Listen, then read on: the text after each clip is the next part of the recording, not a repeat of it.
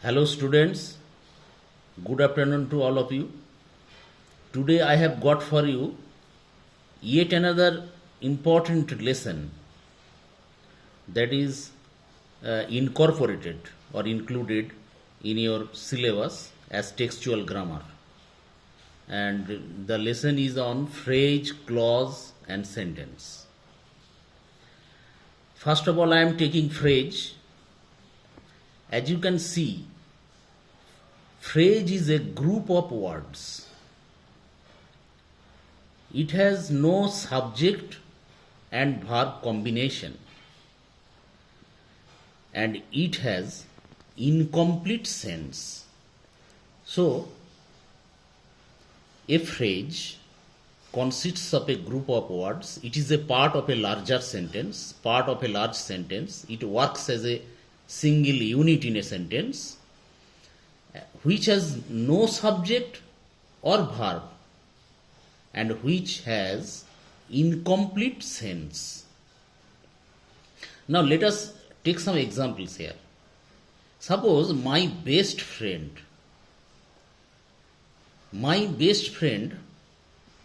it is a combination of some words here, but does it have any subject here? No. Does this group of words have any finite verb here? No, there is no finite verb here. So this is called a phrase. Now if I add John is my best friend. If I add John is before my best friend, what will happen?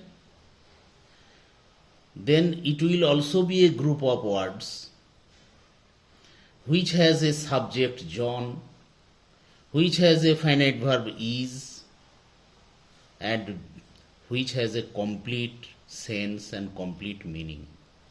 So this is called a clause. So what is the difference between phrase and clause? You can see phrase is also a group of words, clause is also a group of words. It has no subject, no verb, whereas a clause has subject and a verb combination. Here John is the subject and is the verb. Now let us take more examples. The sports car. Here the sports is an adjective here, car is a noun here. This is a group of words. Yes, this is a group of words. Does it have any subject here? No. Does it have any finite verb here? No. Does it make any complete sense? No, it doesn't make any complete sense. It only conveys incomplete sense. But if I add, suppose I purchased or I bought a sports car. I bought the sports car, suppose. What will happen to it? Then the entire unit will become a sentence. Entire unit will become a clause. Similarly, I went to watch movie is a phrase consisting of group of words having no subject and verb of its own. But if I add I went to watch movie, it will become a clause.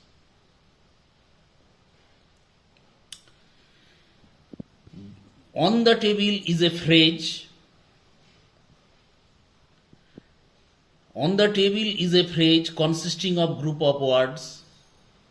But if I add the book is, if I add a subject here and a verb here, the book is on the table, then it will no longer remain a phrase, it will be a sentence or a clause. Now you can easily understand, very well clearly understand that what is phrase and how it is different from a clause. The phrase has, the only difference is it has a clause has a subject and a verb combination, but whereas the phrase doesn't have any subject or verb combination. The last one, a beautiful home. A beautiful home is a group of words. A beautiful home is a group of words. But if I add, I built a beautiful home. If I add, I built a beautiful home, then this combination of words, which is called a phrase, a beautiful home, it will become a sentence or a clause. Similarly, both the students are very friendly. Very friendly here is a phrase, group of words, no subject, no verb, very friendly. This is an adjective phrase. I will discuss it later. Now I am telling you that this is a special type of phrase called adjective phrase, as it is describing the noun students. He stood in front of me. This is also a phrase doing the work of preposition. So it is a prepositional phrase. So now you know what is phrase, and now I am coming to clause in details. A clause also, like a phrase, is a group of words, but the only difference is it has a subject and a verb combination which the phrase doesn't have. And another more important thing you have to remember, more important point is, a clause can give complete sense. Very important point. It cannot give complete sense. These are the two opposite things mentioned here. A clause which is a group of words that has a subject and a verb of its own, it can give either complete sense or it may not give complete sense. How it is possible? Here I have described it in detail. Suppose a clause, it can be divided into two parts, independent and subordinate. If the clause is an independent clause or the main clause, or we may call it principal clause, then it will have complete sense. That is why I have written here, it can give complete sense, it cannot give complete sense. If it is an independent clause or main clause or the principal clause, it will obviously give complete sense. But if it doesn't, it is a subordinate clause, independent as opposed to subordinate. If it is a subordinate clause, then it will convey incomplete sense only. Subordinate means dependent, or which is subordinate, which depends on the main clause for its meaning or for its sense. A subordinate clause conveys incomplete sense. Let us take examples to make it clear. If he comes, I will help him. Now, this is a large sentence, this is a bigger sentence. Entire sentence it is a full sentence. But in this sentence, there are two parts. If he comes, this is the part of a large sentence. I will help him, this is another part. Now you can very well see, I will help him is an independent part or independent clause. By independent I mean that can stand alone, that can stand on its own. That is the main clause, that is the principal clause. that does not need anyone to help. So that can stand alone. So I will help him is the independent or the main clause. It conveys complete sense. Whereas if he comes, it is the subordinate clause and it does not convey complete sense, it only conveys incomplete sense. Similarly, let us come to the next one. Next, the train left when it was time. The train left when it was time. Now the train left, it conveys complete meaning. It can stand alone. It can come alone. But when it was time, it doesn't convey complete meaning. It depends on the independent clause for its meaning, for its sense. That is why it is called dependent clause or subordinate clause. The train left, here also we have the subject and the finite verb. It also has a subject, it, and the finite verb. But only difference lies in the fact that it has complete sense, it can stand on its own, but it depends on it for its sense. That is why it is called subordinate or dependent clause. So, let us come to the last. You were in the party when I came home. Here, you were in the party. You is the subject. Where is the finite verb here? You were in the party, it conveys complete meaning. It is the principal clause or the main clause. It can give complete sense. Whereas, when I came home, it cannot stand on its own. It depends on the main clause for its meaning. That is why it is the subordinate clause. And this is the principal clause.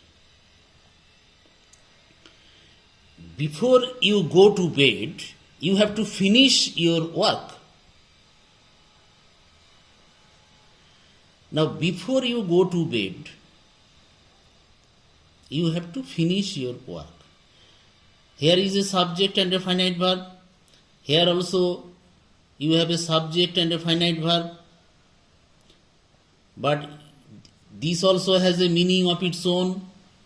It also has a meaning, but it conveys complete meaning.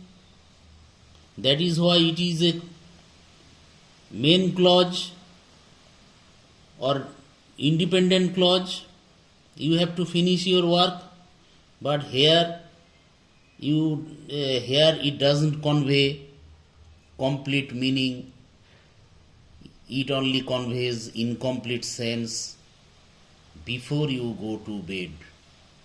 If I stop here, if I say before you go to bed and then stop. If I say before you go to bed, then I stop. It doesn't convey any meaning. But if I say, if I omit this part, then you have to finish your homework. This conveys complete meaning. So herein lies the difference between the dependent clause and the independent clause. These are the two types of clauses. Now, sentence is nothing but a complete sentence equals to actually independent clause. And that means an independent clause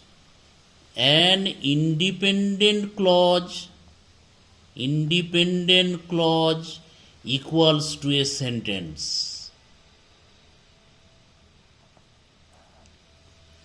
An independent clause and a sentence is same.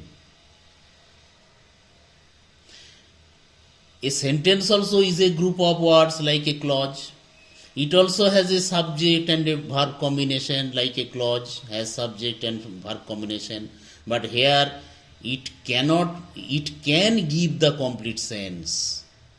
Not it cannot. It cannot. If it cannot give the complete sense, then it will not be a sentence. It will be a subordinate clause. It will be a dependent clause.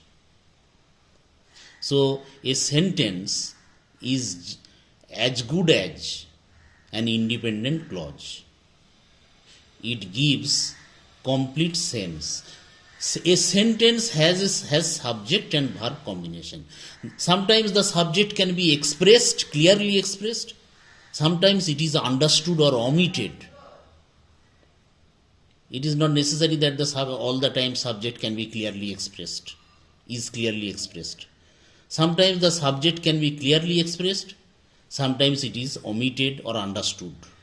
This is the difference. So what have I taught you?